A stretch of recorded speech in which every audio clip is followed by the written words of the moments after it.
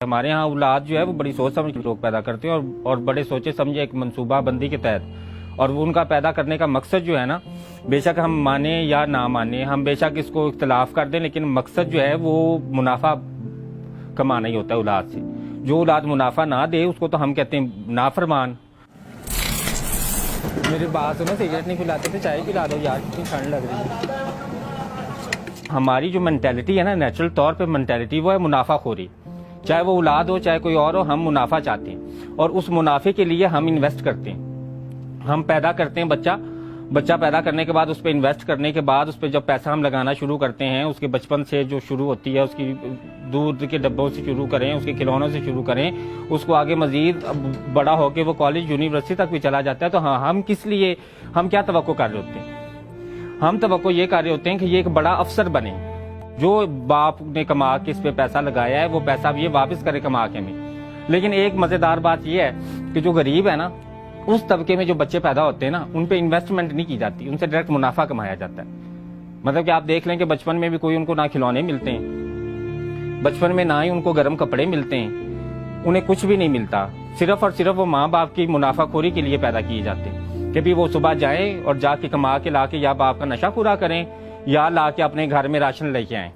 اور وہ چھوٹے بچے آپ کو ورک شاپ پہ نظر آتے ہیں، آپ کو گھروں میں نظر آتے ہیں، آپ کو ہر جگہ پہ نظر آتے ہیں، اور ان کو دیکھ کے ہم یہ کہہ رہے ہوتے ہیں کہ یہ تو گھر کے بڑے ہیں۔ وہ گھر کے بچے ہی ہیں، بڑے کب ہو گئے وہ؟ تو ہم جو چھوٹی کلاس ہے، جو چھوٹا طبقہ ہے، وہ تو بچے کو 6-7 سال کی عمر میں وہ لگا دیتا ہے پیسے پہ کہ منافع کما کے لاؤ، اور جب تک وہ زندہ رہتا ہے وہ منافع کماتا رہتا ہے۔ اور اگر وہ منافع کما کے دینے سے انکار کر دے، اگر وہ منع کر دے، اگر وہ اپنی جگہ کو چیلنج کر دے، تو ہم کیا کہتے ہیں؟ نافرمان۔ اوئے ہوئے ہوئے، اللہ نے تو کہا تھا اف بھی نہ کرنا، تم نے اف کیسے کر دی؟ پھر اس کو اتنا ہم زیادہ ڈراتے ہیں کہ اب تو تمہارے اوپر جہنم واجب ہو گئی ہے، تم تو اب جہنم میں جاؤ گے۔ غریب لوگوں کے گھروں میں جائیں نا تو ان کے 10-10 20-20 بچے ہوتے ہیں، 15 بچے، 10 بچے، 60 بچے، اور ہم ماشاءاللہ کہہ رہے ہوتے ہیں، ہم کہتے ہیں ماشاءاللہ 15 بچے ہیں غریب کے گھر میں، ماشاءاللہ 20 بچے ہیں غریب کے گھر میں۔ اس غریب کے پاس بیٹھ کے اگر آپ کبھی یہ پوچھ لینا کہ بھئی تم اتنے بچے تم نے کیوں پیدا کیے، تم نہ پیدا کرتے، تم غریب تھے، تھوڑا پیدا کر لیتے، تو وہ کیا کہے گا آگے سے؟ اللہ نے جڑیاں روحاں دنیا تے بھیجنیاں انہاں آنا ہی، پھر میں تو نہیں روک سکتا، میں کیویں روکاں؟ اللہ انہاں دا ذمہ دار، اللہ انہاں دے رزق بھی ذمہ دار، اللہ انہاں دا ذمہ دار۔ میری ذمہ داری کوئی نہیں، میری ذمہ داری نہ تو منافع کمانا پر پیسے کمانے میری ذمہ داری۔ اور ایون کے غریب کی مینٹالٹی آپ دیکھ لیں، لوور مڈل کلاس کے جو بچے مر جاتے ہیں نا، ریپ ہو کے جو مرتے ہیں، ان کے بھی وہ پیسے لیتے ہیں، 10 لاکھ 15 لاکھ روپیہ وہ لیتے ہیں۔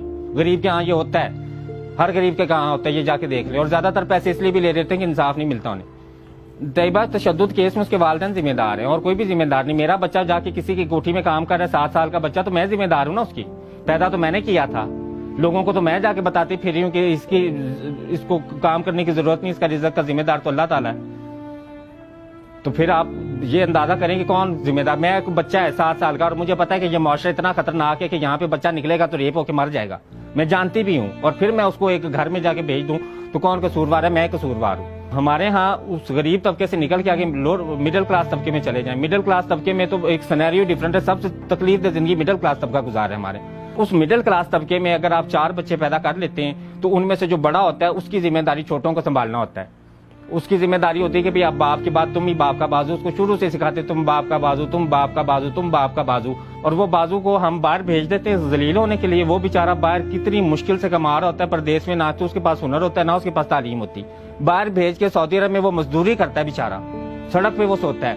لیکن ہمارے گھر میں دیکھ لیں جو وہ شہنشاہ ہوتے ہیں، ہمارا بیٹا باہر گیا ہے، ٹھیک ہے ہم نے پیدا کر دیا، پیدا کر کے اس کو ہم نے باہر بھیج دیا ہے، باہر بھیج کے اب بھائی ہمارا تو مسئلہ حل ہو گیا، ہمیں تو بھائی منافع بخش چیز مل گئی ہے، اب وہ وہاں پہ مرے، وہ کٹے، وہ بھوکا سوئے، ہمیں آئی فون 11 وہ پہنچائے، ہمارے گھر میں پیسے وہ لازمی پہنچائے، چھوٹے بھائی کی فیس اور کالج کی بائک اور اس کا خرچہ وہ ضرور پہنچائے، تاکہ جب گھر والے آ کے پوچھیں کہ بھائی اتنی عیاشی کہاں سے کر رہے ہو، تو ہم کہیں گے بیٹا باہر گیا ہوگا۔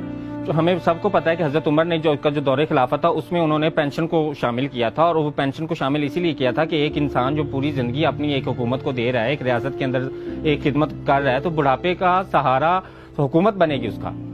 یہ حضرت عمر نے اپنے خلافت میں شروع کیا اور بڑھاپے میں ان کو پینشن دینی شروع کی گئی، اور اب تک ویسٹ میں وہ چیز شامل ہے۔ حضرت عمر چونکہ حضور پاک صلی اللہ علیہ وسلم کے ساتھ رہتے تھے تو انہیں یہ بات کیوں نہیں ذہن میں آئی کہ بھی حکومت کیوں پینشن دے، یہ تو اولاد کا ذمہ داری ہے، اولاد کا ان کو پالنا اولاد کی ذمہ داری ہے۔ تو میرا خیال اس بات سے مجھے تو یہی لگتا ہے کہ اولاد کا پالنا ذمہ داری نہیں ہے، اولاد کو عزت کرنا اور خدمت کرنا اور ان کے ساتھ اچھا سلوک کرنا ذمہ داری. اور یہ جو انویسٹمنٹ پلان بنا کے ہم کرتے ہیں نا کہ ہمیں بڑھاپے میں پورا سہارا بیٹا دے اور ہمیں پورا وہ کما کے دے اور ہماری پوری آسائشیں اور ہمارے حالات بدل دے اور باپ کا نام روشن کر دے, تو وہ ساری چیزیں تو اپنی انا کے لیے ہو گئیں. اگر مجھے کوئی انسان میں پیدا کروں اس لیے کہ بھی وہ میرا نام روشن کرے, کوئی انسان میں پیدا کروں کہ وہ مجھے بڑھاپے میں سہارا دے, اپنی زندگی سیکیور کرنے کے لیے کوئی انسان پیدا کروں, تو میں خود غرض ہوئی نا, لالچی ہوئی نا, میں مجھے خود غرض اور لالچی کہا جائے گا. لیکن اگر میں ایک انسان اس لیے پیدا کرتی ہوں, ایک انسان اس لیے جو ہے وہ معاشرے میں اس کی تربیت کرتی ہوں, اس کو اچھا انسان بنانے کی کوشش کرتی ہوں کہ کل کو معاشرے میں یہ ایک اچھا کردار ادا کر سکے, تو ان دونوں سینیریوز میں کتنا اختلاف ہے اور کتنے یہ مختلف چیزیں. اور ہمارے ہاں آپ سچ بتائیں کہ کس لیے بچہ پیدا کیا جاتا ہے؟ کیا معاشرے میں بہترین اور مثبت کردار ادا کرنے کے لیے پیدا کیا جاتا ہے یا اپنی ذات اور انا کو تسکین دینے کے لیے پیدا کیا جاتا ہے؟ آپ بچہ پیدا نہیں کرتے تو سب سے زیادہ ڈر یہ ہوتا ہے دنیا خسرا نہ کہہ دے. ایسے ہی ہے نا کہ میں جھوٹ بول رہی ہوں, تو مجبوراً اگر پیدا کرنا پڑ جا رہا ہے تو پھر اس کے بدلے میں ایک منافع ضرور ہونا چاہیے, ایک انویسٹمنٹ پلان ضرور ہونا چاہیے. ہمارے ماں باپ اپنی اولاد کو اپنی مرضی سے شعبہ چوز کرنے دیتے ہیں؟ وہ کبھی بھی شعبہ چوز نہیں کرنے دیتے. انہوں نے پہلے سے سوچا ہوتا ہے کہ یہ ڈاکٹر بنے گا یا یہ سیاستدان بنے گا یا یہ انجینئر بنے گا یا یہ CSS کا آفیسر بنے گا, کیونکہ یہ جو 4 ٹرمز ہم نے آئیڈیلائز کی ہے نا اولاد کو بنانے کے لیے, ان چاروں میں منافع زیادہ ہے, تو اس کے علاوہ کچھ بننے دیتے ہیں ہم؟ آپ یہ بتائیں کہ صرف ایسا ہم لفظی اختلاف نہیں کرتے, ایسا نہیں کہ ہم لفظوں سے کہتے ہیں کہ بیٹا یہ نہ بنو, ہم تو باقاعدہ اس کو مینٹلی ڈپریس کرتے ہیں. آتے سے زیادہ خودکشیاں نہیں کی بچوں نے, کیوں کی؟ کیونکہ ہم نے انہیں وہ بننے نہیں دیا جو وہ بننا چاہتے تھے. ہم نے اپنی مرضی کے مطابق انہیں بنایا کہ ہماری مرضی کے مطابق جو ہم چاہتے ہیں وہ بنو. دیکھیں یہ تو ہمارے ہاں جو عورتیں ہیں نا, عورتیں چونکہ گھر میں کام کر رہی ہوتی ہیں, انہوں نے ہاؤس ہولڈ سنبھالا ہوتا ہے, تو اب انہیں تو چاہیے ہوتی ہے اس ذمہ داری سے چھٹکارا. اب اس ذمہ داری سے چھٹکارا حاصل کرنے کے لیے انہیں بہو چاہیے, تو وہ تو اپنا بیٹا اس لیے پال رہی ہوتی ہیں کہ بہو اپنی مرضی کی لاؤں گی, بہو تو اپنی مرضی کی لے کے آؤں گی, تمیز والی لے کے آؤں گی. نہ بھائی پڑھیاں لکھیاں نہیں لے کے آؤں, بہت زبان چلاؤں دیا کیا کہ وہ اپنے لیے پسند کر رہی ہوتی ہے, وہ بیٹے کے لیے نہیں پسند کر رہی ہوتی. وہ یہ تھوڑی کہتی ہے کہ بھی میرے بیٹے کی عادت تو بھائی غصے والی ہے, مجھے تو نرم مزاج کی لڑکی چاہیے, یا میرے بیٹے کی عادت تو اس طرح کی ہے تو مجھے اس کے لیے اس طرح کی لڑکی ہے. وہ کہتی نہیں, وہ کڑی چاہیے جڑی میرے کے زبان نہ چلاوے, وہ کڑی چاہیے جڑی مینوں ماں سمجھے. نہ بھائی میں تو نواں سوچ سمجھ کے لونی ہے, کل مینوں ہی نہ گھروں کڈیا ہوئے. اس کو تو ایک انویسٹمنٹ کی طور پہ ایک بہو چاہیے جو اس سے ساری ذمہ داری سنبھال کے تو گھر اس کا رہنے دے, مطلب گھر کی مالک وہ ساس ہی رہے لیکن نوکرانی بہو بن جائے.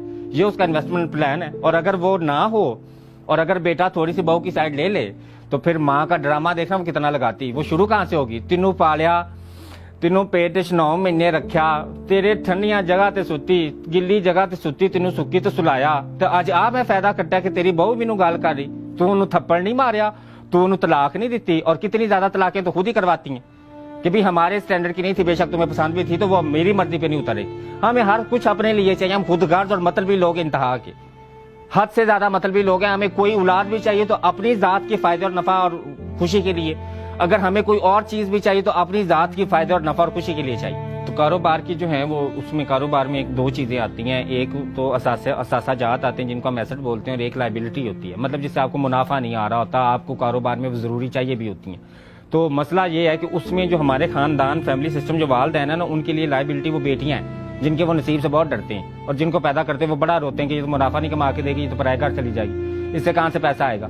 تو بیٹیوں سے تو شروع سے ہم جان چھڑاتے ہیں. یہ تو پچھلی صدی میں چلے جائیں تو وہ کہتے تھے بیٹی کو پڑھا لکھا کے کیا کرنا ہے, بیٹی کو کچھ بھی دے کے کیا کرنا ہے, اس نے تو پرائے گھر جانا ہے, اس نے کون سا یہاں پہ رہنا ہے. لیکن آج کل چونکہ آپ کو میں نے بتایا کہ ہماری ہوس اور لالچ انتہا کو پہنچا ہوا ہے, آج کل تو بیٹی کو پڑھانا ضروری ہو گیا کیونکہ شادی نہیں ہوتی, وہ لائبلٹی سے جان نہیں چھوڑتی اگر اس کو پڑھائے نا. تو پوری گفتگو کا جو لباب تھا وہ اینڈ پہ چونکہ آپ حل طلب کرتے ہیں کہ بھی حل بھی بتانا چاہیے, تو اس کا حل جو ہے نا وہ 3 سیکٹرز پہ مشتمل ہے. پہلا سیکٹر تو ریاست ہے.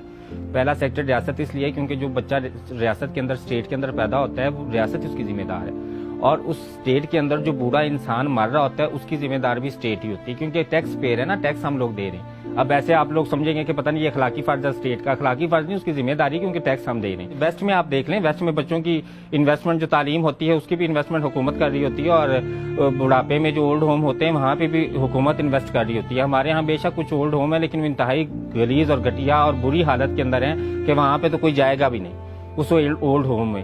تو اس اولڈ ہوم کو ایک آئیڈیلائز اولڈ ہوم بنانے کے لیے نا وہ اس سوچ والے انسان بھی چاہیے. وہ اچھی سوچ والے انسان جو نیچے معاشرے سے یہ سارے اخلاقی فرض اور اخلاقی چیزیں لے کے باہر نکلیں.